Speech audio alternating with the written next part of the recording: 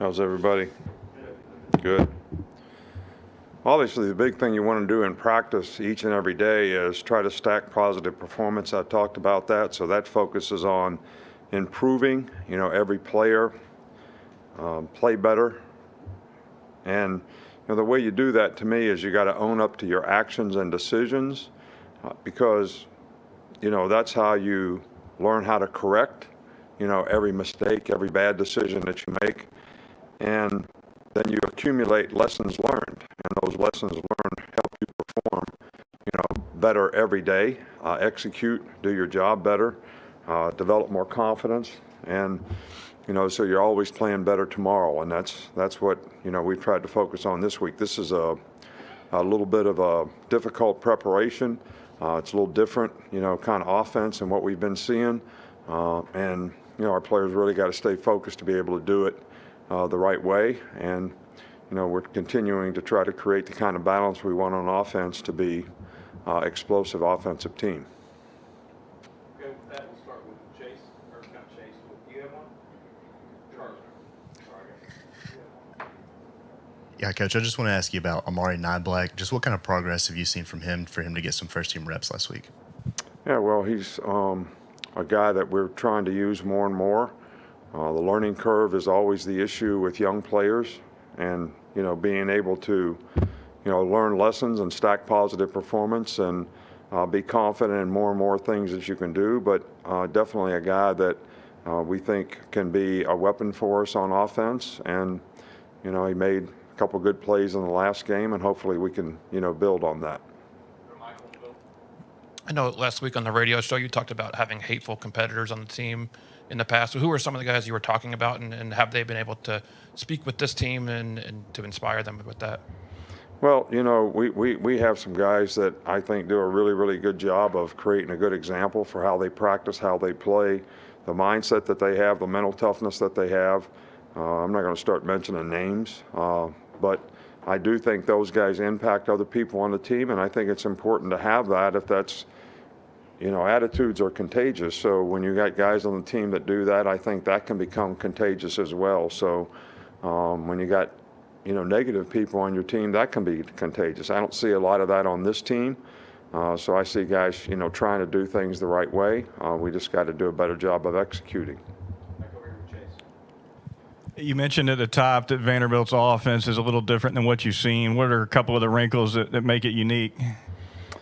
Well, I'll talk about their offense, and I'll talk about what we're going to do. You want me to tell you what we're going to do so they know? I mean, I can just call their coaches and dial it up for you. But, there's elements of, option football in what they do, and that's not something that we see all the time. So our players got to have really decent eye control, and when the point of attack moves, they've got to be able to adapt correctly, and everybody play responsibility football. That's what it comes down to. And they're very capable of throwing the ball as well. So you got to play good pass defense and not give up explosive plays while you're trying to do that. Back on the left with Nick. How do you practice wide receivers getting separation? Well, we do a lot of one-on-one, and we try to teach players, there's two places that you're probably going to win on the route if you're getting man-to-man coverage, which I guess that's what you're talking about. You either beat them on release, so you teach guys, several releases that can be effective for them relative to the route that they're running. And then you teach them how to drop their weight and get out of the break at the top and try to keep the top of the route, try to keep the defender cut off. If you drift on the route, the defender can undercut you. All right, so those are the two areas that you focus on the most when you're trying to create separation, because that's really where you usually beat guys. You either beat them at the line, on the release, or you beat them out of the break. And those are the two areas that we try to focus on. Yesterday, DJ Dale called Henry Toto a genius. How does Henry's ability to understand offenses help his teammates in preparation? I thought you were going to ask how DJ Dale really could recognize a genius, but I get it. DJ's a good guy. I don't mean it that way, but I was just kidding. Henry's just a really instinctive, smart football player, but he does a really good job of preparing for games. And I think Pete does a really good job with the linebackers understanding, how they fit relative to, whatever the call is.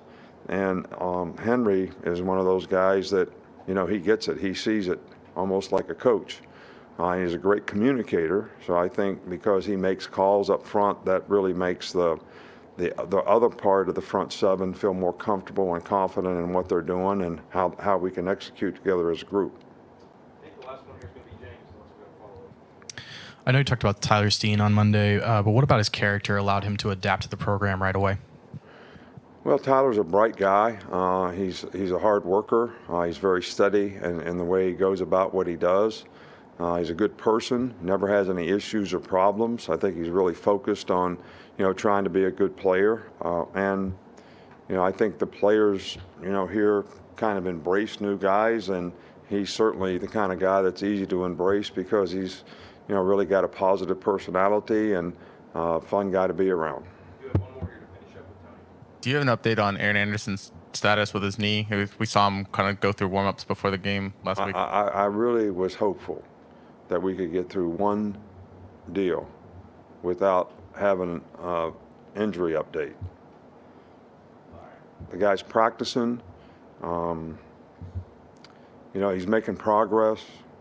I don't know when he's going to be ready to play. I mean, that's a medical decision. And, he's got to feel comfortable and confident that he's ready to go as well. So it's still kind of up in the air. It's day to day. Thank you.